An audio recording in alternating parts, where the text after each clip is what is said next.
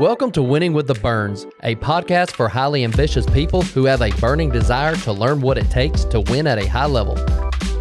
Hey guys, thanks for joining us again today. You know, Nick, this is one of my favorite times of year. You know, you got the Masters, you got baseball starting, you know, spring is in the air. We're getting lake ready. You know, I'm ready for the lake, but, you know, watching the Masters and watching what they go through mentally, because, you know, Carolyn, she's not big into sports, and she was like, I could find something better to watch than watching this golf. And I'm like, look, even if you don't watch golf, this is the one tournament that you watch. And she was like, well, how much money are they going to make? And I said, I don't know. Top tier is going to be like $2 million, you know, almost $3 million. She goes, for one tournament? I said, but you don't understand. They're spending 20, 30 years for that one tournament. Yeah. They're preparing for that. And, you know, I couldn't help but think about, you know, having a conversation with somebody about golf. And I'm just going way off subject, but I was talking about there's so many guys that you go to your local club or you go to a course and they'll shoot under par every time they go out. You're like, why isn't that guy playing on the PGA Tour? Or why isn't that, you know, college guy playing on the PGA Tour? And someone said, well, the difference between them two is mental. Yeah. They can hit it just as good, but when they make a bad shot, they can't recover like a pro can. Yeah, it's just mental toughness. I was looking at the definition of what mental toughness is. It says a personality trait that determines your ability to perform consistently under stress and under pressure. To your point, the most talented guys on the tour aren't necessarily the most talented guys. They're the ones that are most mentally tough. You know, the guy that won at Rahm, man, you know, great story about him, but when he was on 18, I mean, he knew he had it won. I think he had a 4-stroke lead going into it. And he hit one off the tee box. He shanked it. You know, he had to hit a provisional just in case they didn't find his ball. But just, again, started thinking that pressure, I'm about to win the Masters, you know, and he yanks it, you know. But it's, man, mental toughness is something that, in my opinion, the ones that are the most successful in anything aren't necessarily the most talented. Talent's just a piece of it. It's the most mentally tough. Yeah, every high achiever has that mental toughness that they can push through. You know, I know we're talking about golf now, but, you know, is when I make a bad shot, can I recover from it? Or am I carrying it over? You know, you learn how to flush things. You know, we were talking earlier this week in our business, and I was talking to a person in our business, and they were talking about the battles that they go through. You know, I've been through this battle, and, you know, I've always been told that there's 3 types of people: ones that are getting ready to go to a battle, ones that are in a battle, and ones that just come off of a battle. And see, I think a lot of people just in business and really in life is, well, I'm waiting for the next shoe to drop. Well, it's always going to drop. There's always going to be a battle. There's always going to be something, but how quick can you flush it and move on, be mentally tough, and say, all right, what can I learn from this? Let's move on, flush it, and move on to the next journey. Yeah, it's like in baseball, your best hitters, you know, when they get out, they don't freak out, especially watch a pro game, you know? I mean, you watch a pro game when a pro strikes out, when a pro, you know, hits into a double play. You don't see them throw their helmets, act crazy or whatever. It's just a part of it. I was watching Manny Machado, and, you know, he tore up the Braves this past weekend, and he was up to bat. Manny Machado, he's third baseman for the San Diego Padres, absolute stud. And he was up to bat, and he was chewing gum, and he was blowing bubbles, you know, while he was getting in the batter's box, and it like landed on his nose, and his bubble busted and landed on his nose. He just relaxed.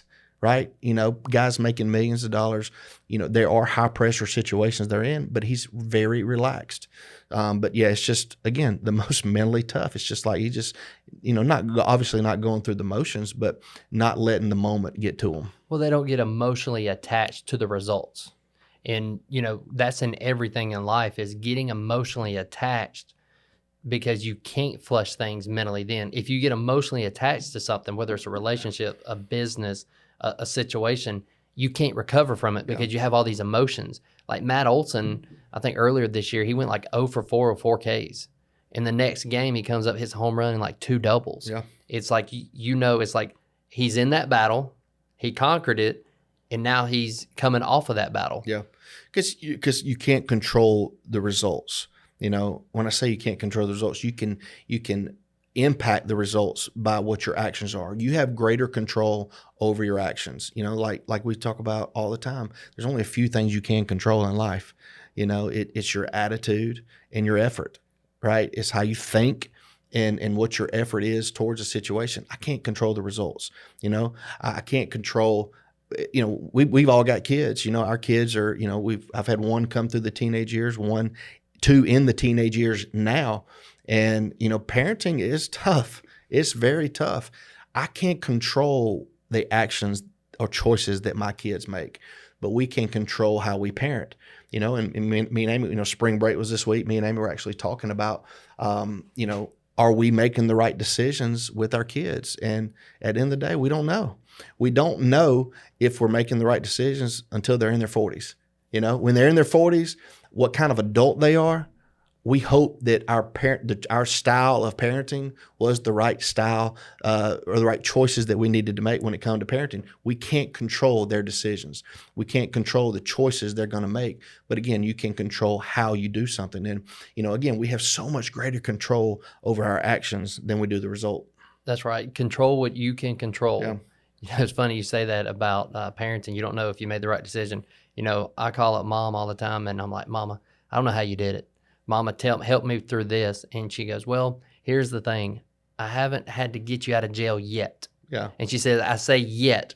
And I'm like, well, let's hope that holds true from here on out. But she says, I haven't had to get you out of jail yet, because she knows that, what she went through with me and me being the baby, I was hoping she had, the mulligans with you and Laura. And with me, I guess I was the breeze. I was always the easy baby, right? Yeah, the baby for sure. But when you make a decision, you got to live by it. Then if you don't get the results you're looking for, then all right, well, that wasn't the right decision. But so the next decision I need to make, I can control that. See, so many people get so wrapped up, like, we coach baseball. And we always cut up because the younger the team, the more emotionally attached the parents are to it. It's like they think that little Johnny, 7 years of age, is going to be the next MLB player. Yep. And like, if he gets out, the whole world crumbles. Yeah. My world changed. If he don't play in the position they want him to play in. But yeah, exactly. Luckily, growing up, I had a good mentor, our coach in high school, that helped me along, because I became a better parent, a better coach when he pointed out some flaws in my life, saying, don't put so much emphasis on it now. They're just young. Don't put so much emphasis. So what? They missed the ball, but they were in position to catch the ball. So what? They struck out. They had a good at bat. Yeah. And so, the younger the kids are, the parents get so emotionally attached, like, oh my goodness, I can't believe he popped up. I'm like, why? I remember when you played, I played with you. You did the same thing, you wasn't perfect. You didn't bat 1,000, so I went through that too, because I was like, I can't believe Jackson missed that ball.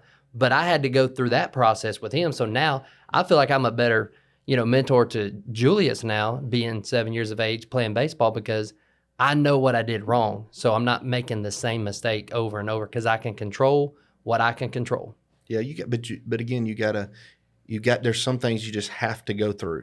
There is experience. You don't know what you don't know, but it's making that conscious decision of trying to get better in whatever it is that you're doing, because if you are still making the same choices, you're going to get the same results. What's the definition of insanity, right? Doing the same thing over and over and getting the same result.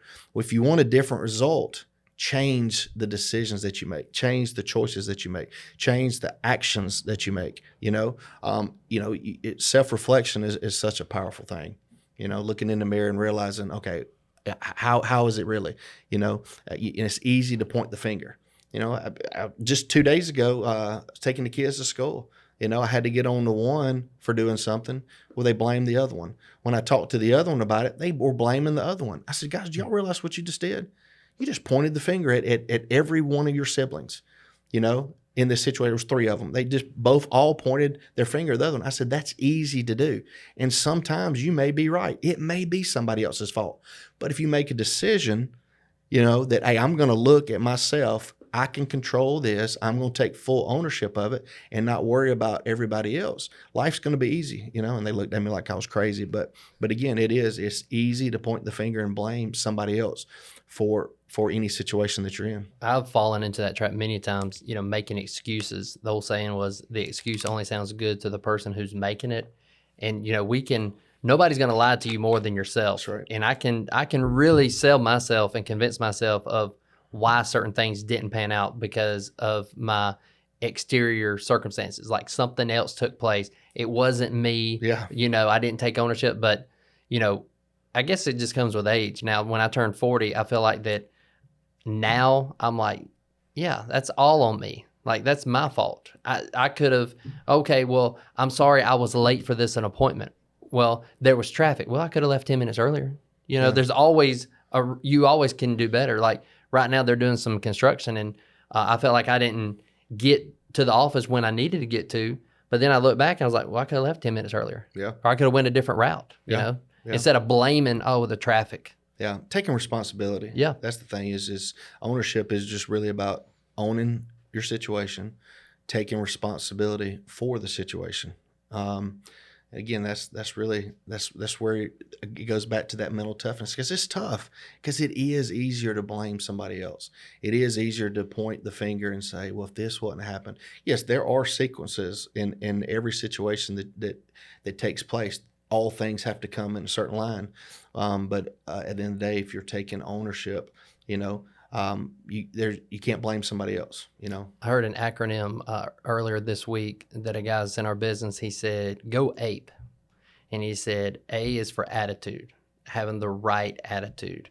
He said, P is for preparation. And then E is the effort. So many people, and I fall short of this sometimes is, well, I'm giving 100%. Not really. You think you are. In your mind, you are, but are you really? Are you really putting in what you should? But, it started with the attitude. Everything in life starts with the attitude, is how you view things, your perception and your perspective on things is how you view that. Then once you have that great attitude, then you can prepare for everything. Again, I started talking about it earlier, is there's going to be a battle. Like there's going to be failures in life. So prepare to fail. Prepare to know that, things aren't going to always work out the way I feel like they should, but I can change the course of action by changing my attitude and my preparation to give 100% effort. Yeah. If you're constantly trying to get better, you will. If you're trying to get 1% better every day over time, mathematically you're going to get better, but it's a conscious decision. It's a conscious of being intentional. I was talking with one of my mentors this week about, baseball. And I said, man, half the time what I've learned from coaching travel baseball is we've played teams that are so much more talented than ours, and we beat them. And we've beat them because, there wasn't a lot of intentionality with the other team. They didn't really care whether they won the game or not. They were just kind of going through the motions. So, if you really care about something, you can tell in business, right? You can tell if the leader truly cares about that business by whether or not they're succeeding or not. You show me an organization that's moving, you show me an organization that's making money, you show me somebody that cares. There's a leader in there that cares, and he's got a group of people around them that truly care, right? But again, man, if you're back to your point about being prepared, if you're intentional and you're prepared, you're going to win half of the time. And then it comes to execution and you have a little luck on your side. Even the great ones will tell you, man, there was a little luck involved, but they created their own luck. They created their own luck by taking action, created their own luck by being prepared. It's like Coach Purdue says, if, you don't have to get ready if you stay ready. That's right. What you talk about being prepared is, and you say, well, you're going to win, half the time. You might not win on the scoreboard or win in what you think, but you're going to win because you had that experience. People always talk about, well, I wish I could just microwave my experience, turn it over and just hand it to you in an envelope. But you just have to go through things. I read a quote that said, don't mistake the scoreboard for the game. Like maybe you've got a hiccup in business now. Maybe you got a hiccup in life right now, but you still got the rest of the game to play. That's it. You still, like, our local high school went down. They were playing a region game, and in 2 innings, they were down 8-1. There's a lot more baseball to be played. Wind up winning the ball game, being down 8-1 because nobody panicked. They were prepared to say, you know what, we're going to do what we do, and we're going to grind it out, limit the opportunities. Now, it could have went the other way, but it didn't because they were prepared, and they said, we're going to do what we do, and we're not going to mistake the score right now for the game, because the game doesn't end until after 7 innings. Yeah. Play the full game, play all 4 quarters, play until the buzzer goes off, play until the last out's made, and that's such a key thing for life. If you're doing that in life, play until you have your last breath. I mean, you see people that live such a wonderful life. You see them in their 80s, they have such peace. In the world that we were in insurance before what we do now virtually, we did mostly senior market insurance. You could go into a 65 plus year old male or female's house, and you could tell off the bat what kind of life they lived. Think about, man, being in there, 70 plus year old lady's house, just peaceful lady, sweet as she can be. She lived a great life. Now, I'm not saying her life was easy, but she was at peace with her life. Or how many times you go in when they're mad at the world? That male or female is just you can just feel it and sense it all on them. You can see it all over their face, mad at the world. But it was because of the choices they made, right? Things are going to happen to you. But as we say all the time, it's not what happens. It didn't happen to you. It happened for you. That's exactly right. And wherever you are in life, in business, in whatever, it's a culmination of choices that you made. Absolutely. It wasn't one choice that you made. It's been a compounding effect for a lot of things. So you might be where you want to be because you've been making the right choices. You said 1% better each day. That's a book that we are revisiting right now in our organization, Atomic Habits. Yeah. And it talks about just try to improve 1% each day. And here's the reverse thing. You can digress 1% each day. And so wherever you are, it's a direct reflection of the choices and the decisions that you've been making, whether, am I getting 1% better today, or am I going backwards 1% each day? Yeah. Yep. Constant intentionality every single day. And again, for those of you that are listening, no matter where you're at, like if you're not happy, if you're not satisfied, if you think that no, this business is failing, it can change. Everything can change in a heartbeat if you just don't give up. There's really no such thing as losing. You may lose a ball game, you may lose this battle. I mean, how many battles have been lost, but the war was ultimately won, right? Those saying, I'm going to lose this battle, but ultimately I'm going to win the war. That's the key is just don't give up. Don't give up. That's the only way you're going to lose is Yeah. when you do give up, and, Mama always told me that as long as you're breathing, there's a way out. Yeah. As long as you're breathing, there's a way out. Things could always be worse. Growing up, it was always, anytime we were playing the woe is me card, is somebody around the corner that's got it worse than That's you. right. And anytime we thought we were good, Yeah. Basketball, baseball, whatever, she would always say, you think you're good, but there's always someone around the corner that's working harder than you. That's right. There's always someone around the corner that's better than you. So I was thankful that they instilled that in us at a young age, that, that was just a good foundation to where now self-developing, reading books like Atomic Habits and stuff really helps me be a better business person, a better father, a better husband, just a better overall person. Yeah, because we're in such a world now with social media where we play the comparison game. You get on social media and you look at pictures. It was great. This weekend, Sunday, seeing everybody's Easter pictures, and when they post those pictures, they're not posting when their kids going crazy because they can't get their candy, right? Pitching a fit. They're posting the picture perfect family. We all do that. We all post the highlight reel in our life, right?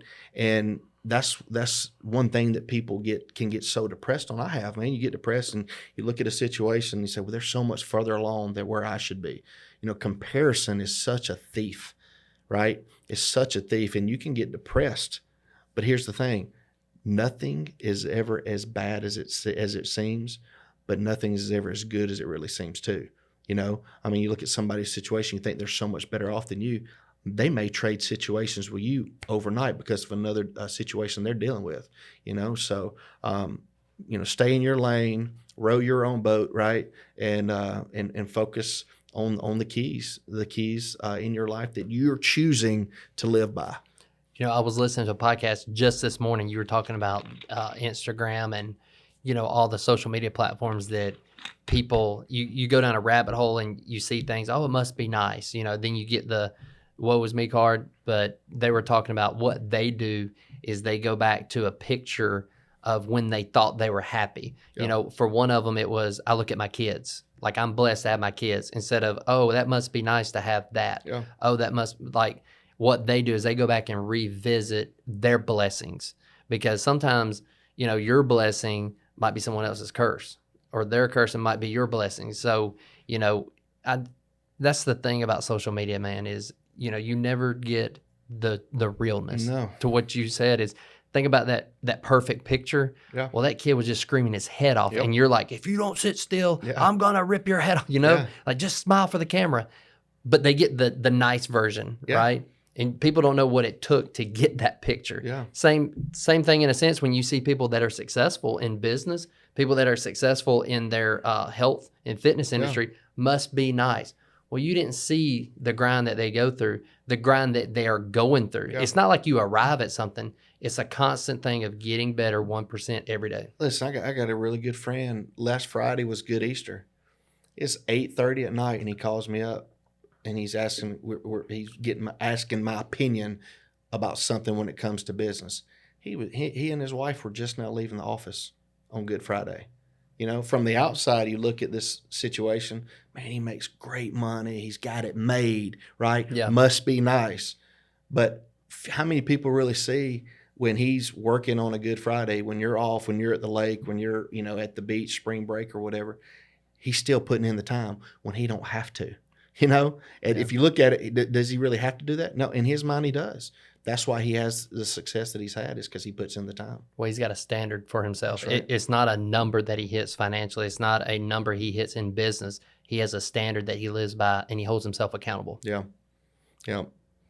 Well, it's been good, man. We could go on and on about mental toughness, but at the end of the day, it's mental toughness is your character, your resilience, your grit, and at the end of the day, it's overall perseverance. And you will win. You will win in different ways along the way if you just keep going and keep having a good attitude. And you're not going to feel it, right? Man, I'm having a lot of back issues right now. It was a slow go for me today. It would have been so easy to just lay up at the house and not do anything because of the pain I'm dealing with. But when you get going, right, and you keep going, all of a sudden you start feeling a little bit better. Yeah, the pain's going to be there. It's still there now, right? But I just got to keep going, and I got to keep pushing through it. That's it. Just keep going. Don't ever quit. Yep.